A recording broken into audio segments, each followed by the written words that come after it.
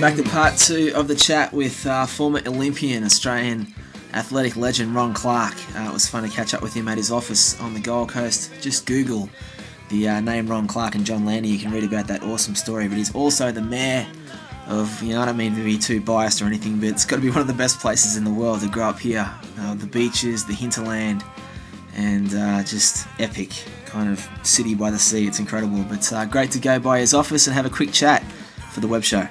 So how would you explain your job to someone out there? I mean, really, how would you explain it if you met someone who didn't know you, said, I'm the mayor of the coast, and they said, all right, what does that entail? Like, well, most of all, we've got a $1.2 billion budget, so I say, do explain our budget for the Gold Coast is bigger than Tasmania's or the ACT, Australian Capital Territory, a lot of money. And we've got a lot of, there are the routine stuff, I suppose, routine in inverted commas, like making sure the parks and gardens and all the foreshores and the roads and the rubbish is collected, all that sort of routine stuff. But it's not routine. We've got 23,500 hectares of parks and gardens, for example. Now, compare that with Brisbane. Brisbane, we've got less than 20,000. We've got 2,200 parks. They've got less than 2,000. So we've got more parks. They're twice the territory that we own. We've got more parks. We've got more bushland space. We've got another 71,000 acres that the council owns under bushland areas, and there's another 100,000 hectares out there of national forest. We've got 446 kilometres of waterways, more than Venice and Amsterdam combined. The council have to look after. And there are other things like making sure you've got enough libraries, enough swimming pools, enough youth facilities, enough playgrounds, that the shelters are on the playgrounds. So we have to all fit that into our budget. It's pretty considerable difficulty. So the mayor's responsible for all of that with the councillors, but we're responsible for dictating that, making the decision about where the priorities are and how much is done when, and how we can actually balance the budget to make certain we can do all these things, not charge the ratepayers too much, and yet give them what they need and what they justify by living on the Gold Coast. So it's a tremendous balance, and you're fighting the state government and want to take all the money away from local government for themselves, and we know we need more money. All the local governments used to get 3% of the taxation dollar in Australia. We now get 0.6 of 1%.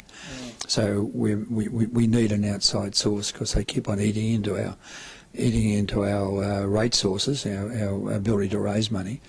And at the same time, they also put more and more things across to us. You need to have some guards on this, or you need to do more cleaning on this area, or look after this area. It's all the little things just add up all the time. Yeah, they keep on pushing these things across to us. So was it a bit of a headspin for you when you first got in? I mean, the things that you want to do when you're running for mayor, then you get the job, and was it just a crazy experience to think, I didn't think it was going to be like this? No, I love a challenge, and B, I've had some big companies outside. I mean, they're your own companies, but you're fairly concerned about the money side of that.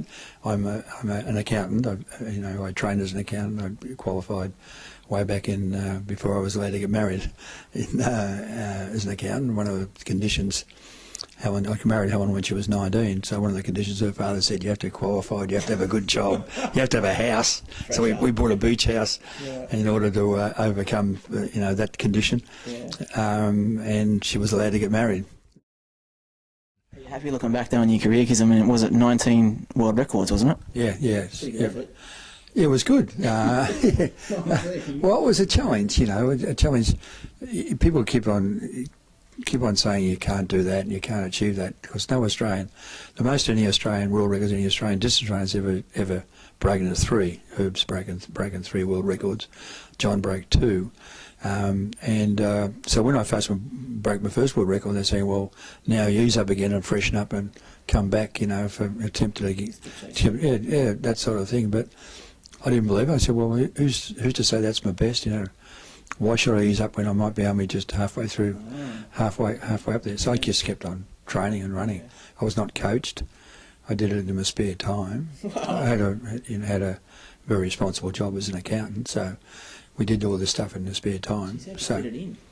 Well, no, we did that. We also did taxation on the side for a lot of friends and a lot of associates. So we ran a taxation business. Helen used to do the typing, so I used to get up at 5 o'clock in the morning, have a gymnasium workout and a bit of a run, get to work by 8 o'clock, finish work at about 5:30 to 6 o'clock, go and train for an hour and a half at Caulfield Racecourse, come home, see the kids who are in bed, I'm very angelic, say goodbye. Helen would have a dinner with me, that would be our relaxation for half an hour. Then we start typing taxation returns or doing books of people. and that was the way it went. Weekends we competed, the kids came along to the competition and we trained.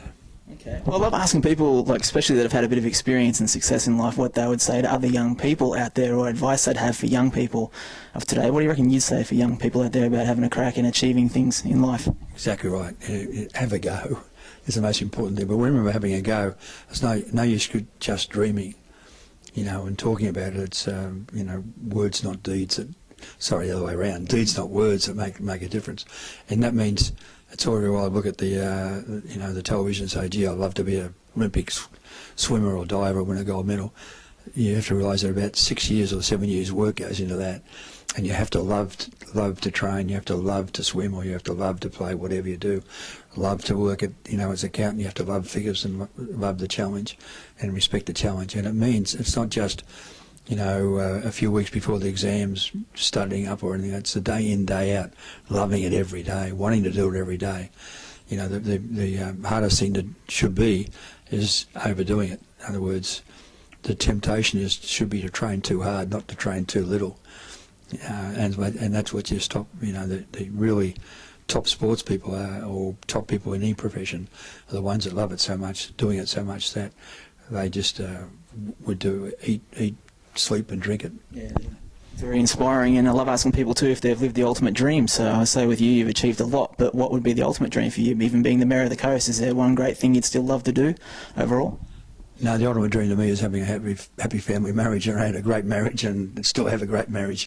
And to me, that's the number one thing, was having a great family life, and all the rest sort of go into that and build into that. But that's the day in, day out.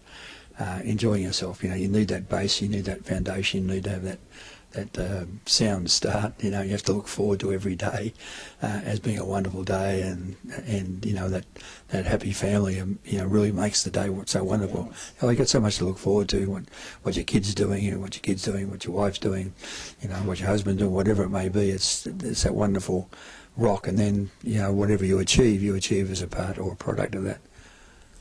Great to meet you again. Thank you for the chat. Thanks for being on the show. Thank you. And you're working your way from the ground on down.